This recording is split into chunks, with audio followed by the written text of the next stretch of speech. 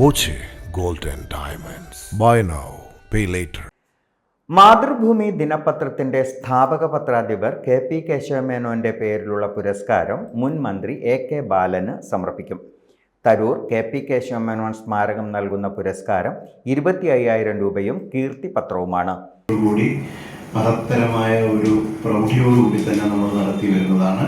എല്ലാ വർഷവും അതിലൊരു പൊലിമ നിലനിർത്താറുണ്ട്.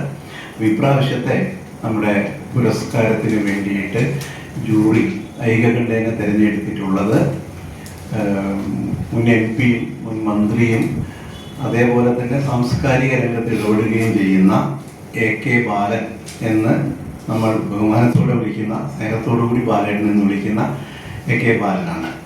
അപ്പോൾ അതിൻ്റെ പുരസ്കാര തുക എന്ന് പറയുന്നത് 25,000 രൂപയും പിന്നെ കീർത്തിപത്രവുമാണ്. ഇത് ഞാൻ നാമകമായി പറഞ്ഞേ ഉള്ളൂ. ഇതിൻ്റെ ഒരു മുന്നോടിയായിട്ട് അല്ലെങ്കിൽ ഇതിൻ്റെ അടിസ്ഥാനമായിട്ട് സൂചിപ്പിക്കാനുള്ളത് ഇത് ആരുടെ പേരിൽ എന്നുള്ളത്.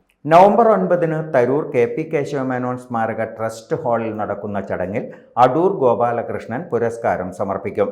വാർത്താ സമ്മേളനത്തിൽ doctor P. Murali, TK ദാമോദരൻകുട്ടി, EP Chinnakkuttan, T. Padmanabhan, K. Krishnan എന്നിവർ പങ്കെടുത്തു.